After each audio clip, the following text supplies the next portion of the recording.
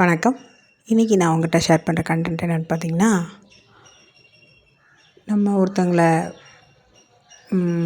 விரும்புகிறது, அப்புறம் பிடிக்கிறது, அப்புறம் அவங்களுக்காண்டி எல்லாமே செய்கிறது, அவங்க மேலே அன்பு செலுத்துறது, அது குழந்தையாக இருக்கட்டும், குருவாக இருக்கட்டும், அப்பாவாக இருக்கட்டும், கணவனாக இருக்கட்டும், காதலனாக இருக்கட்டும், குழந்தைங்களாகட்டும், ஃப்ரெண்ட்ஸாக இருக்கட்டும், இது ஒரு கேட்டகரியில் ஒரு அன்பு இருக்குது இல்லையா?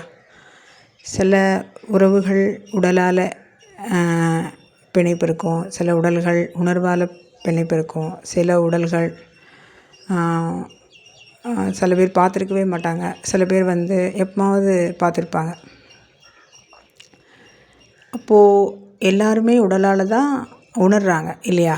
அதாவது உடல் பிணைப்பும் உடலால் தான், உடல் உணர்றதும் உடலில் இருக்க உறுப்புகளால் தான் நம்ம ஒரு உணர்வால் உணர்கிறோம். இப்போது நம்ம அந்த உருவத்தில் சிக்கும்போது அந்த உருவத்தை பார்க்கணும், அது கூட டைம் ஸ்பெண்ட் பண்ணணும், அதுக்குள்ளே நம்ம உணர்வெல்லாம் அதுக்குள்ளே கொட்டணும், அது நம்மளை எப்படிலாம் புரிஞ்சிருக்குன்னு தெரிஞ்சுக்கணும், அது நிஜமாகவே நமக்கு சொந்தமானதா இல்லையா அப்படின்னு தெரிஞ்சுக்கணும். இந்த மாதிரிலாம் ஒரு உணர்வு வரும். இதையே இந்த டாபிக் இன்றைக்கி நான் சொல்கிறேன்னா, இன்றைக்கி நான் என் ஃப்ரெண்டுக்கிட்ட பேசும்போது அந்த ஸ்கூலில் 6 to அதாவது ஃபஸ்ட் ஸ்டாண்டர்ட்லேருந்து 12th வரைக்கும் ஸ்கூல் இருக்குது. அங்கே என் ஃப்ரெண்டு அங்கே ஒர்க் பண்ணுறாங்க டீச்சராக.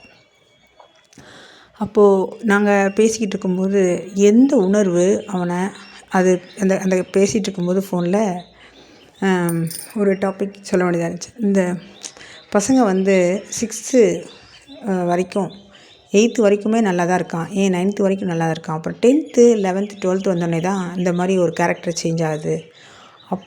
அப்போ இருந்த ஒரு சாஃப்ட்னஸ், ஒரு ரவுடாக அப்படி ஒரு ரவுடி பேசிக் ரேஞ்சுக்கு அந்த மாதிரி ஆறான். நம்மளோட உணர்வை நம்ம சொல்கிறத என்னென்னா காது கொடுத்து கேட்காம அவன் ஒரு உலகத்தில் இருக்கான், அவன் உலகத்துக்குள்ளேயும் விட மாட்டேங்கிறான். சலிச்சுக்கிறாங்க நம்ம ஏதாவது கேள்வி கேட்டால், இல்லை ரொம்ப குழப்பத்தில் இருக்காங்கன்னு புரிஞ்சுட்டு உதவி பண்ணணும், நான் நல்லா தான் இருக்கேன்னு சொல்லி வெறுப்பாக இருந்துக்கிறாங்க. ஸோ அவங்க ஒரு குழப்பத்தில் இருக்காங்கன்னு தெரிஞ்சு உதவி பண்ண போனால் கூட நான் தெளிவாக இருக்கேன், எனக்கு தேவையில்லை நீங்கள் வெட்டி விட்றாங்க. இந்த சுச்சுவேஷனில் இருக்கும் எது அவங்கள அப்படி செய்ய வைக்குதுன்னு சொல்லி ஒரு கட்டத்துக்கு வரும்போது அந்த ஹார்மோன்ஸ். அப்போ அந்த ஹார்மோன்ஸ் எல்லாத்துக்கும் ஒரே டைமில் சுரக்குமா அப்படின்னு யோசித்தோம். அப்போ பாருங்கள், நல்லா சில பேருக்கு 50 வயசில் சுரக்கலாமான்னு தெரியல, சில பேருக்கு 15 வயசில் சுரக்குமான்னு தெரியல, சில பேருக்கு 12 வயசில் சுரக்குமான்னு தெரியல. அந்த ஹார்மோன்ஸ் அந்த மரபு சார்ந்து இருக்கா அப்படின்னு தெரியல. சில பசங்க அவனோட சில இதில் அந்த ஃபோக்கஸ் பண்ணி ஸ்டடீஸில் கான்சன்ட்ரேட் பண்ணும்போது யாரையுமே கன்சிடர் பண்ண மாட்டேங்கிறாங்க. சில பசங்க பெண்களை கவரணும்னு சில பசங்க செய்கிறாங்க, சில பசங்க ரெண்டுமே பண்ணுறாங்க. ஸோ இது எப்படி சாத்தியமாகுது, இது எந்த ஹார்மோன்ஸு அந்த விதியின் அடிப்படையில் இது நிகழுது அப்படின்னு தெரிஞ்சுக்கிட்டால் நம்ம அதுலேருந்து கொஞ்சம் விடுபடலாம்னு தோணுச்சு. சில பேருக்கு பார்த்தோன்னே பிடிக்குது, சில பேருக்கு பார்த்துக்கிட்டே இருந்தாலும் பிடிக்கல, சில பேர் பழகிட்டு வேணான்னு சொல்லி பிடிக்கலன்னு சொல்லி போயிடுறாங்க. இதெல்லாம் ஒரு உணர்வின் அடிப்படையில், ஒரு சைக்காலஜி அடிப்படையில் இருக்குது. இப்போல்லாம் உடனே காதல் வந்துடுது, அவங்க கல்யாணம் போயிடுறாங்க, அதுக்கடுத்து உடனே டைவர்ஸ் ஆகிடுது. இது எது பிடிச்சிச்சு, எது வெறுத்துச்சு, எது டைவர்ஸ் வரைக்கும் கொண்டு போச்சு அப்படின்னு ஏன் யாரும் யோசிக்கிறதே இல்லை அப்படின்னு தான் இன்றைக்கி வீடியோ. அப்போ அவங்க அந்த விழிப்புணர்வு இல்லாமல் இருக்கிறதா, இந்த மனத்தோட ஒரு மாயையில் சிக்கிறதுனாலையா, இல்லை இந்த சொசைட்டினாலையா, இந்த சோஷியல் கண்டிஷனுக்குள்ளே இப்படி தான் வாழணும் அப்படி தான் வாழணுன்னாலையா, இல்லை அவங்க பெருத்தாவே அவங்க அந்த நேச்சரே அப்படி தானா? இது எல்லோரும் அப்படி இல்லையே, கொஞ்சம் பேர் இருக்காங்க, கொஞ்சம் பேர் நல்லா இருக்காங்களே, கொஞ்சம் பேர் குழப்பமாக இருக்காங்களே, இது எப்படி சாத்தியம் அப்படின்னு நம்ம யோசித்தா சில விஷயங்கள் தெளிவு வரும். அது நமக்குள்ள ஒரு சின்ன சின்ன விஷயங்களை வெடித்து போய் ஒரு மலர்ந்து போகிறதுக்கு ஒரு வாய்ப்பாக இருக்கும். நான் பேசுகிறது கொஞ்சம் புரியாமல் கூட போகலாம், ஆனால் ஆழமாக நீங்கள் கேட்டிங்கன்னா தான் உங்களுக்கு இது புரியும். இப்போ நீங்கள் ஒரு யூடியூப் பார்க்குறீங்க, ஒரு யூடியூப்பில் ஒருத்தர் பேசுகிறாரு, அவர் அந்த அந்த அந்த பேசுகிறது அந்த உருவத்தை, அந்த குரலை, அவரோட தன்மையை நீங்கள் பார்த்து ரொம்ப அழகாக புரிஞ்சுக்கிறீங்க. அவர் என்னமா பேசுகிறாரு இது பண்ணுறீங்க. ஆனால் அவர் அந்த யூடியூப்பில் பேசுகிறவர் எங்கேயோ இருப்பார், அவர் எங்கே இருக்கான்னு கூட அவங்களுக்கு தெரியாது. அது ஜஸ்ட்டு ஒரு ஒரு ஒரு ஒரு ஃபிலிமில் ஒரு ஹீரோ, ஒரு கதாநாயகி அவங்க நடிக்கிற மாதிரி தான் பேசுகிறாங்க. சிலரோட குரல் வந்து புல்லாங்குழலை விட இனிமையாக இருக்கும். இளையராஜா சாங் கேட்கும்போதெல்லாம் என்னம்மா பண்ணியிருக்காரு, யுவன் சங்கர் ராஜா பாடும்போதெல்லாம் என்னம்மா பண்ணியிருக்காரு. அந்த சில சில சூப்பர் சிங்கர் குழந்தைங்களாம் பாடும்போது அது மாதிரியே பாடியிருப்பாங்க. என்ன சொல்கிறது, அதாவது அதுக்குள்ளே இறங்கி, அதாவது அந்த ரிதம், அந்த இதம், அந்த பதம், அந்த அதுக்குள்ளே மெல்ட் ஆகி உங்கள் மனத்தை, உங்கள் ஆன்மாவை, உங்கள் உயிரை எல்லாம் கரைச்சி அப்படி வந்து அது ஒரு கலவையாக ஒரு வண்ணப்பூச்சி மாதிரி உங்களுக்கு கொடுக்கும்போது நீங்கள் மெய்மறந்து போகிறீங்க. இது ஒரு வகையில் தியானம்னு சொல்லலாம். அப்போது இந்த ஹார்மோன்ஸ் வந்து கொஞ்ச நாள் சுரக்குது, கொஞ்ச நாள் சுரக்கலை. ஒரு 5 வருஷம் லவ் பண்ணினவங்க அடுத்த 5 வருஷத்துக்கு சண்டை போட்டுட்டு அடுத்த 5 வருஷத்தில் பிரிஞ்சு போயிடறாங்க. அப்போ அந்த ஹார்மோன்ஸ் வந்து இருந்துச்சா? அப்போ அந்த ஹார்மோன்ஸ் சுரக்கிறத நிறுத்திடுச்சா? அப்போ அந்த ஹார்மோன்ஸ் இதுவா, இல்லை அவங்க என்ன புரிஞ்சுக்கிட்ட விதமா, எது அவங்கள இந்த மாதிரி கட் பண்ண வைக்குது? அந்த குரல் வந்து ஒரு ஊடகம் அப்படின்னு அந்த அறிவு தெரிஞ்சாலும் அந்த குரல்லையே மயங்குது.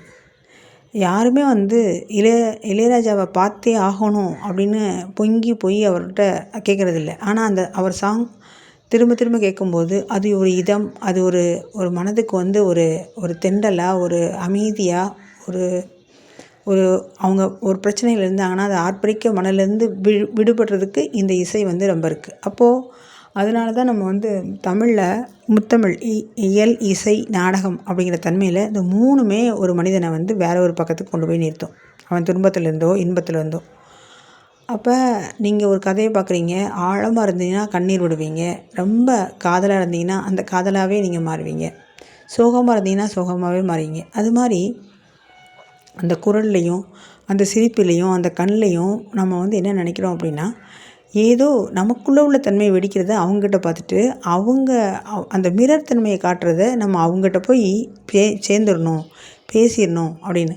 உதாரணமாக சொல்லணுன்னா, இப்போ நீங்கள் வந்து ஒரு ஆன்மீகத்தில் இருக்கீங்கன்னா உங்கள் குரு வந்து நீங்கள் பார்த்து உணர்ந்துட்டீங்க அப்படின்னு சொன்னால் அந்த குரு கூட பேசணும், அந்த குரு கேட்கணும், அந்த குருவோட சவுண்டு, அந்த குருவோட ஆட்டிடியூடு, அந்த குரு பேசுகிறது அப்படி மெல்ட் ஆகி 24 ஹவர்ஸும் அந்த குருன்னு தான் இருக்கும். அதாவது வேலை வெளிப்புறத்தில் செஞ்சாலும் உள்ள 24 மணி நேரம் அந்த குரு இருப்பார். இதே காதல் தன்மைக்கும் இந்த தன்மைக்கும் என்ன வித்தியாசம்? இதே ஒரு காதலிக்கிற ஒரு பையன் 24 ஹவர்ஸும் அவனே நினச்சிட்டு இருப்பான், இல்லை அவனே நினச்சிட்டு இருக்கான். அப்போது இறைவனை நினச்சிட்டே இருக்கிறதும் இது அதே வகையில் தானே. அப்போது ஆள் தான் மாறுறாங்க இல்லையா, ஆட்கள் தான் மாறுறாங்க. அப்போ இது சாத்தியமாகும் அப்படின்னா ஒன்றை சாத்தியமாகும்னா நீங்கள் கல்லையும் மண்ணையும் எப்படி பார்க்கிறீர்களோ அதே மாதிரி எதிரில் உள்ளவங்களும் நீங்கள் பார்க்கும்போது ஆகும். அப்போ கல்லையும் மண்ணையும் பார்க்குற மாதிரி அங்கே இருக்குது அப்படின்னா நீங்கள் ஒன்றை சாகும்போது அப்படி தான் ஆகும். என்ன அது வந்து உங்க கூட வந்து இதுதான் நான் சொல்ல வரேன். இது உடலால் பிணைப்பு, இது உடலற்ற தன்மையில் பிணைப்பு, இவ்வளோ தான்.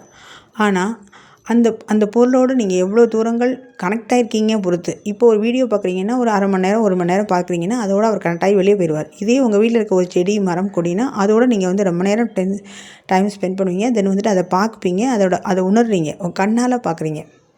சில இது வந்து குரலால் இளையராஜாவை பார்க்க முடியாது, இளையராஜா குரலை கேட்குறீங்க. அதே மாதிரி அவர் இருப்பில் அந்த குரலில் அவரை உணர்றீங்க. அதே உங்கள் வீட்டில் ஒரு ரோஜா செடியை பார்க்குறீங்க, அது மேலே உங்களுக்கு ஒரு ஈர்ப்பு, ஒரு காதல், ஒரு அன்பு, நேசம், பாசம் ஏற்படுதுன்னா அது பார்த்துட்டே இருப்பீங்க. ஒரு இலை விடுதான் பார்ப்பீங்க, உரம் வைப்பீங்க, தண்ணி வைப்பீங்க. அதோட கனெக்ஷன் உங்கள்கிட்ட இருக்குது.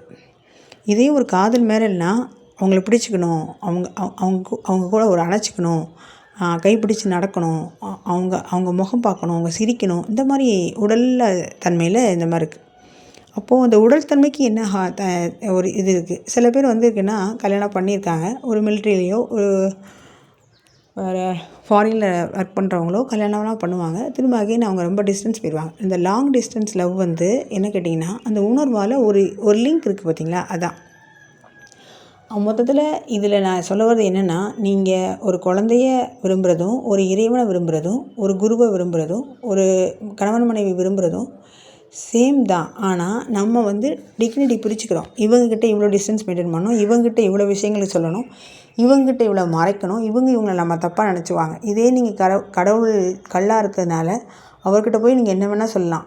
இல்லை சொல்ல சொல்ல முடியாதது கூட அது வந்து என்ன சொல்கிறதுன்னு அப்படின்னா, ஆமாம் எப்படி சொல்லலான்னு சொல்ல வரேன்னா, நான் தப்பு பண்ணிட்டேன் அப்படிங்கிறதையும் இறைவன்கிட்ட சொல்லலாம். மனுஷங்கிட்ட போய் அதை வந்து நம்ம வந்து அப்படி அது சொல்ல வேண்டிய அவசியம் இல்லை. இதே இறைவன் வந்து மனிதனாகவே அந்த இடத்துல உட்காந்துருந்தா இந்த மாதிரி நம்ம செயல்படுவோமான்னு தெரியாது. ஸோ இந்த நேரத்தில் வந்து என்னென்னா, இந்த பிசிராந்தையார் வடக்கில் இருந்து உயிர் துறத்தார், அவர் நண்பர் பார்க்கவே இல்லை அப்படிங்கிற மாதிரி ஒரு கதையெல்லாம் உண்டு. அப்புறம் வந்து ஔவையாரும் அதியமானும் வந்து ஃப்ரெண்ட்ஸாக இருந்தாங்கன்னு தோணும்.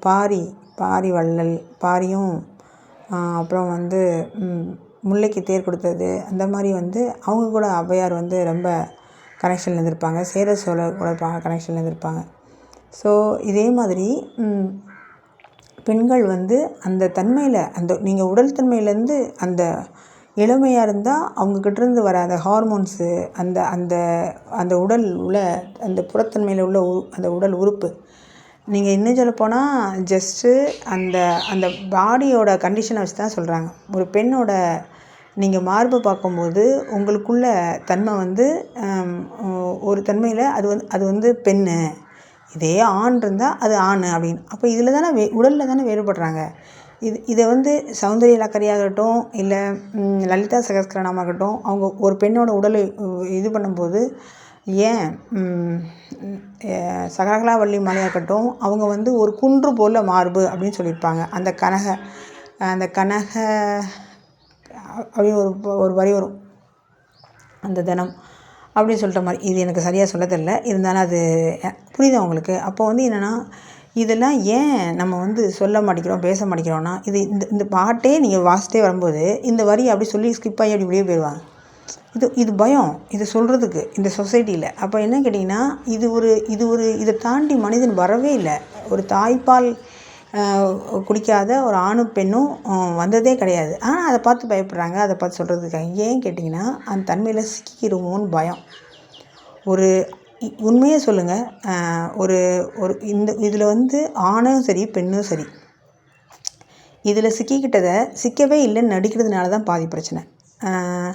ஏன் வந்து இந்த காமத்தை வந்து மனுஷன் விட முடியலன்னா, அது தவறுங்கிற நீங்கள் கண்ணோட்டத்தில் வச்சுருக்கீங்க, சரிங்கிற கண்ணோட்டத்தில் வச்சுருக்கீங்க. நீங்கள் அது ஒன்று மட்டும்தான் வைக்கணும். அப்படி வைக்கும்போது மட்டும்தான் நீங்கள் அதுலேருந்து நடுவில் நியூட்ரலில் நிற்பீங்க.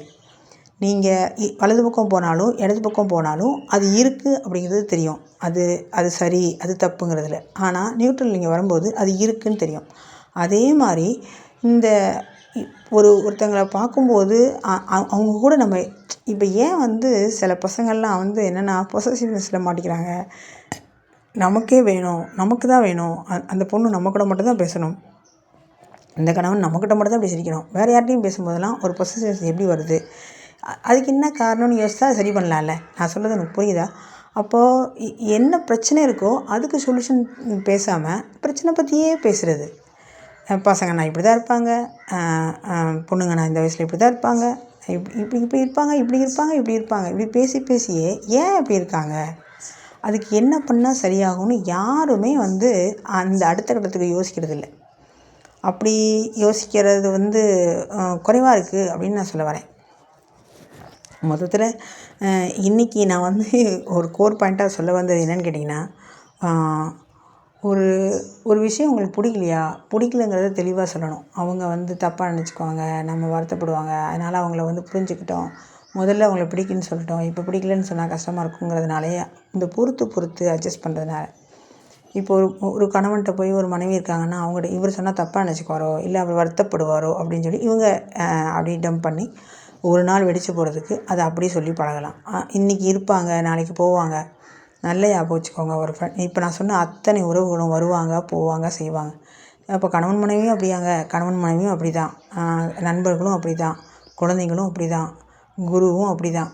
எப்போ உங்களுக்குள்ள உள்ள ஒரு ஆத்ம ஒரு சூட்சம குருவையும், உங்களுக்குள்ளே உள்ள மனசாட்சியும், உங்களுக்குள்ளே உள்ள தன்மையை நீங்கள் வந்து ப்ரெசண்ட்லேயும் நீங்கள் சரண்ட தன்மையை கொடுத்தோம் நீங்கள் வந்து வாழாமல் நீங்கள் வந்து அவங்களுக்குள்ள மற்றவங்களுக்காண்டி நீங்கள் வாழ்ந்து போகும்போது நீங்களாகவே இருக்க முடியாது.